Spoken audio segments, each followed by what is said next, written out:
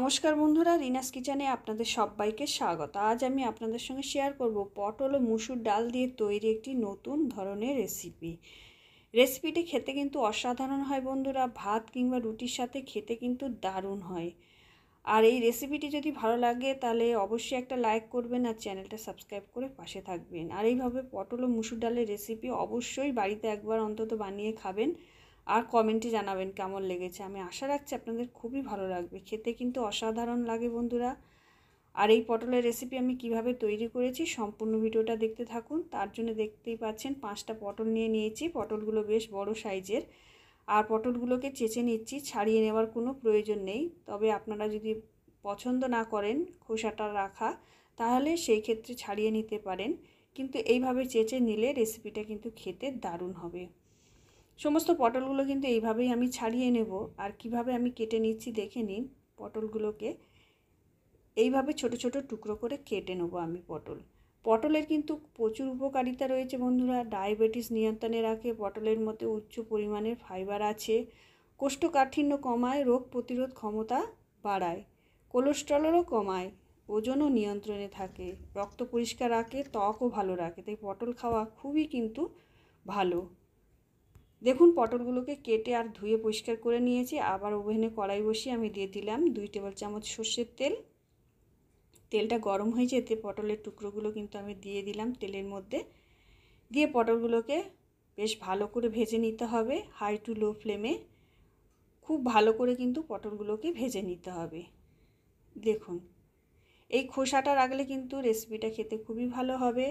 আর আপনারা যদি খোসা না পছন্দ করেন পটলের, তাহলে পটলগুলোকে ছাড়িয়ে নিতে পারেন। এইভাবে তেলের মধ্যে দিয়ে দিয়েছি। আপনারা চাইলে বেশি তেলেও ভাজতে পারেন। আমি কিন্তু অল্প তেলে ভেজে নেব, বেশ ভালো করে ভাজবো পটলগুলোকে।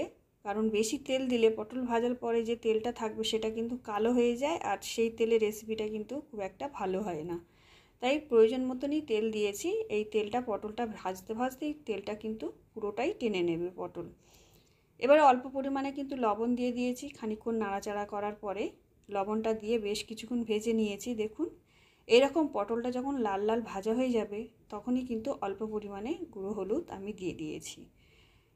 আগে দিইনি, আগে দিলে গুঁড়ো হলুদটা কিন্তু পুড়ে যেত। তাই একদম লাস্টের দিকে দিয়ে কিছুক্ষণ পটলগুলোকে নাড়াচাড়া করে আমি পটলগুলোকে ভেজে তুলে নেব। দেখুন পটলগুলো কিন্তু আমার ভাজা হয়ে গেছে। এবার আমি কড়াই থেকে তুলে নিচ্ছি। একদমই কিন্তু তেল নেই, সমস্ত তেলটাই পটল কিন্তু টেনে নিয়েছে। আবারও আমি 2 টেবিল চামচ সর্ষের তেল দিয়ে দিলাম হাফ চামচ পাঁচফোড়ন। আপনারা পাঁচফোড়ন পছন্দ না করলে জিরে ফোড়ন দিতে পারেন, আর ফোড়ন নাও দিতে পারেন, তাতেও কিন্তু রেসিপিটা খেতে খুবই ভালো হবে। এবারে একটা পেঁয়াজ আমি কেটে নিয়েছিলাম, কুচিয়ে নিয়ে সেই পেঁয়াজটা এর মধ্যে দিয়ে লাল লাল করে ভেজে নেব। পেঁয়াজটা অবশ্যই খুব ভালো করে ভেজে নিতে হবে। রেসিপিটা কিন্তু খেতে দারুণ হয় বন্ধুরা। রেসিপিটা ভালো লাগলে অবশ্যই একটা লাইক করবেন আর চ্যানেলটা সাবস্ক্রাইব করে পাশে থাকবেন। এবার আমি হাফ চামচ রসুন বাটা এর মধ্যে দিয়ে দিলাম। রসুন বাটাটা অবশ্যই দেবেন। রসুন বাটা দিলে তবেই কিন্তু রেসিপিটা খেতে খুবই সুস্বাদু হবে। দিয়ে কিছুক্ষণ নাড়াচাড়া করে নিলাম, ভেজে নিলাম। দিয়ে আবারও আমি হাফ চামচ আদা বাটা দিয়ে দিলাম। আদা বাটাটা দিয়ে আবারও আমি কিছুক্ষণ নাড়াচাড়া করে ভেজে নেব পেঁয়াজের সঙ্গে। এইভাবে কিছুক্ষণ ভেজে নিতে হবে। আবারও বলে দিচ্ছি আমি, পাঁচফোড়নটা পছন্দ না করলে স্কিপ করতে পারেন, তাতেও কিন্তু রেসিপিটা দারুণ হবে খেতে। ভাত কিংবা রুটির সাথে খেতে কিন্তু অসাধারণ লাগবে। এবার কিছু গুঁড়ো মশলা আমি যোগ করে দিচ্ছি। হাফ চামচ হলুদ গুঁড়ো, হাফ চামচ ঝাল লঙ্কার গুঁড়ো, হাফ চামচ জিরে গুঁড়ো, হাফ চামচ ধনে গুঁড়ো। পেঁয়াজটা কিন্তু খুব ভালো করে আমি ভেজে নিয়েছি। এবার অল্প পরিমাণে জল দেব যাতে গুঁড়ো মশলাগুলো পুড়ে না যায়। দিয়ে ভালো করে নাড়াচাড়া করে নেব। গুঁড়ো মশলাগুলোকে একটুখানি কষিয়ে নেব বেশ ভালো করে। দেখুন এইভাবে কিছুক্ষণ কষিয়ে নিতে হবে। খুব বেশি কিন্তু মশলা এতে লাগে না, আর খুবই অল্প সময়ে কিন্তু রেসিপিটা তৈরি হয়ে যায়।